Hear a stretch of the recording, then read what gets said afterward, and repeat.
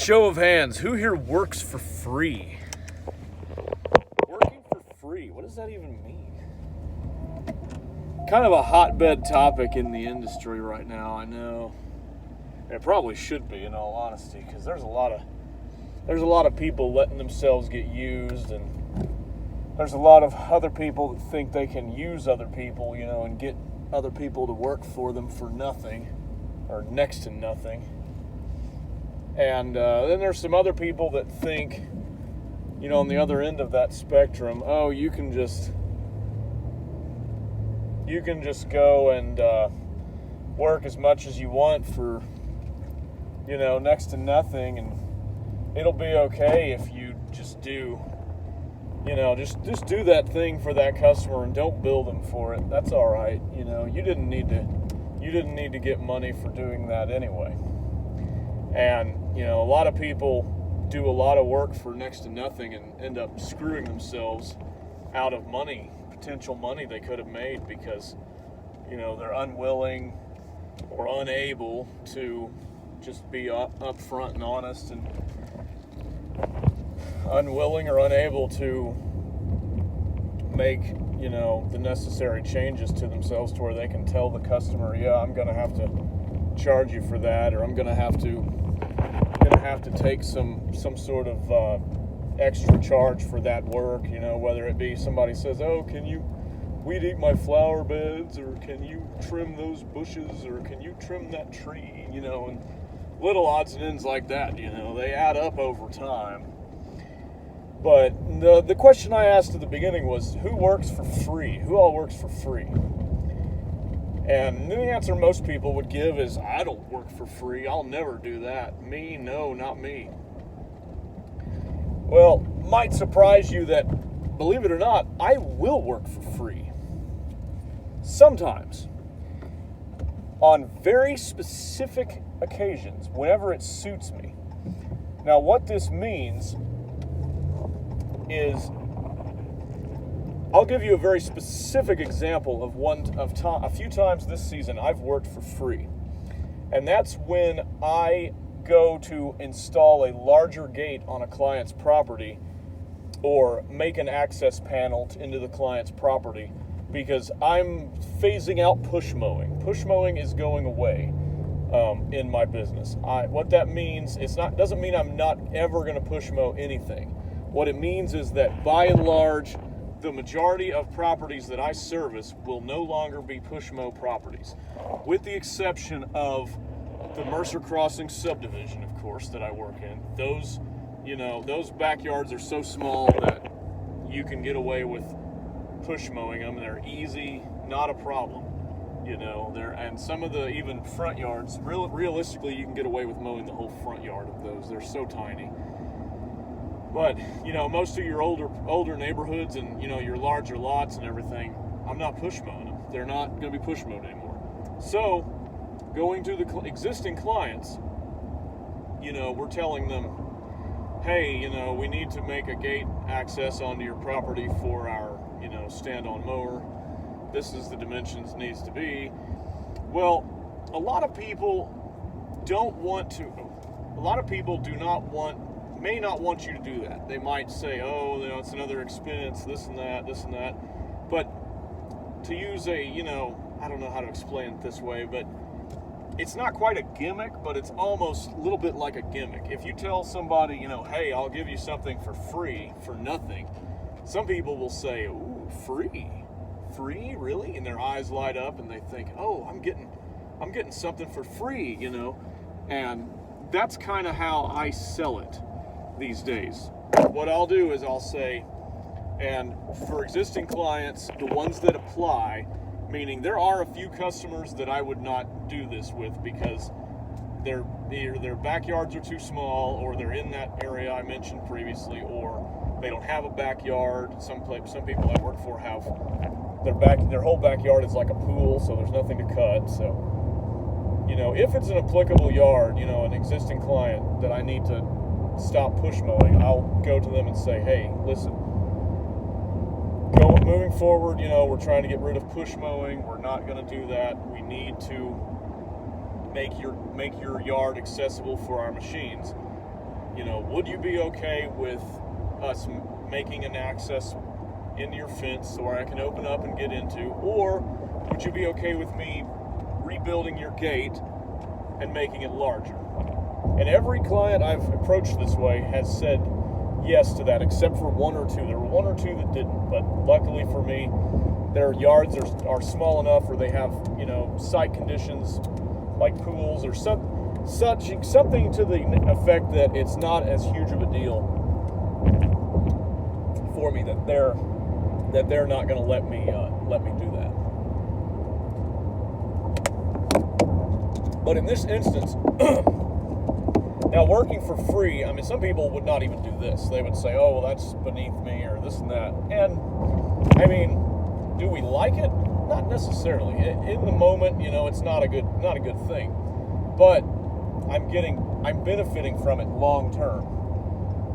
Because if I can save, like one property, for instance, I cut the time down of mowing that property in half, just from the ability to get my stander into the backyard and cut the backyard with that, 48-inch grandstand versus having to use a 21-inch push mower for that. Cut your time in half. Did it, would I like to have gotten that, hour and a half of labor, or however long it took to make that gate larger? Yeah, I mean, I would have liked to have had that, or the $50 in materials, or however much the pickets cost. I would have loved to have had that.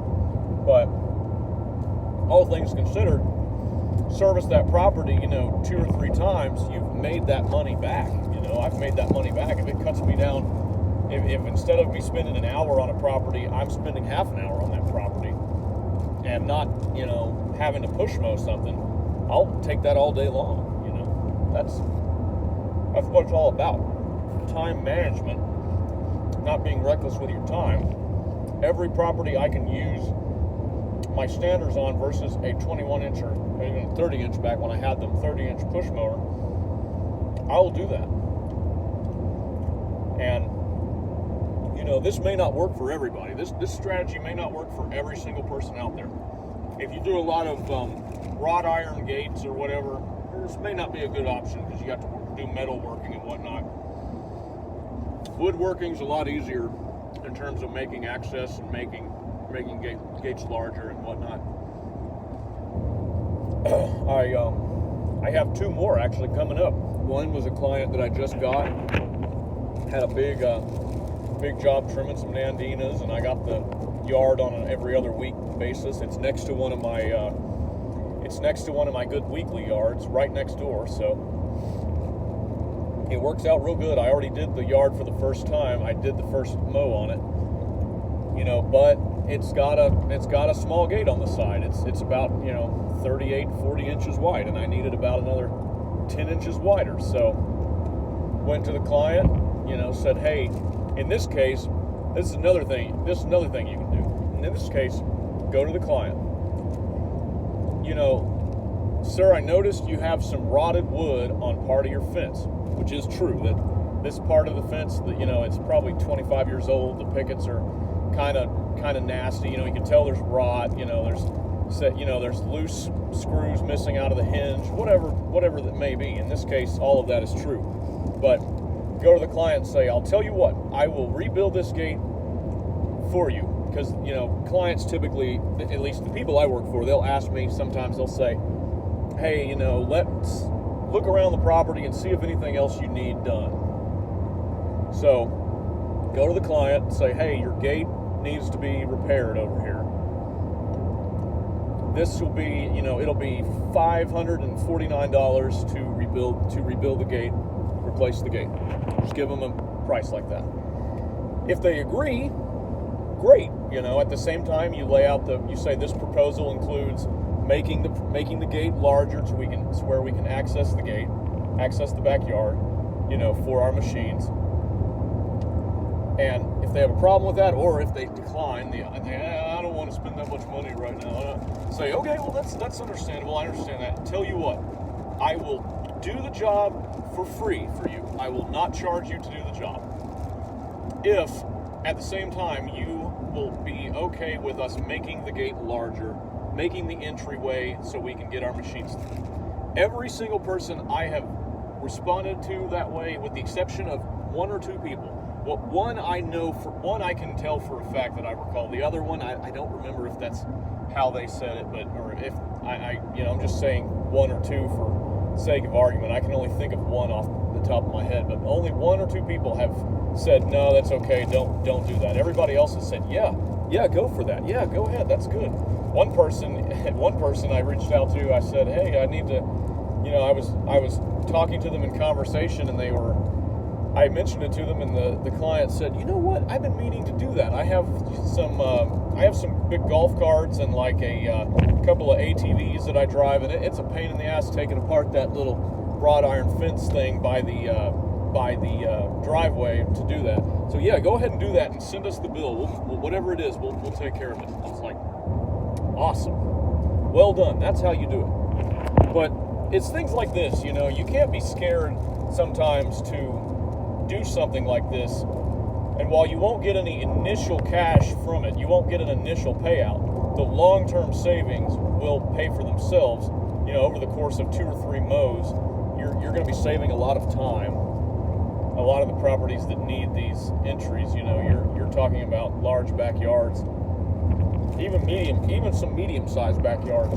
They're not ones that you want to push mow, especially when it's 100 degrees outside. I'd much rather be on the stander than on the push mower when it's 100 degrees outside. So anyway, that's my take on this little hot topic. Everybody talks about don't work for free and this and that, and I generally agree. But if it suits me, if it serves me, on occasion, in these specific instances, I will work for free. And so far, it's been good. It's worked out really well. I hope you all have enjoyed this edition of Tuesday Talks. I don't necessarily rehearse these topics before.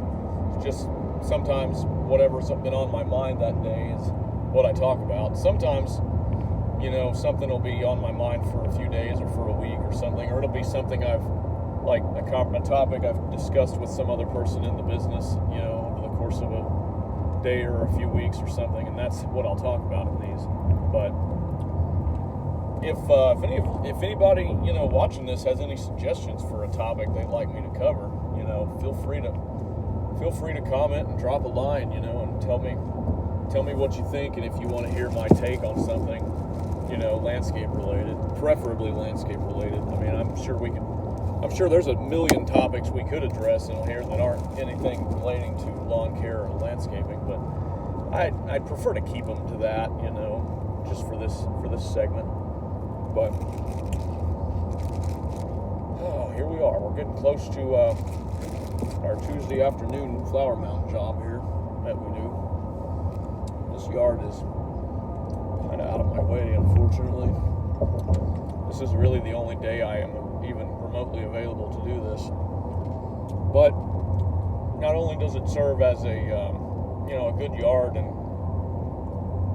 good paying yard, but it's also a mileage deduction, because every mile I drive to and from here, this is 20 miles out and 20 miles back, and then I go to another one in North Carrollton, bordering the Plano border just after this, and that's another 15, 16 miles. So ultimately it's like a 60, 75 mile round trip, during this.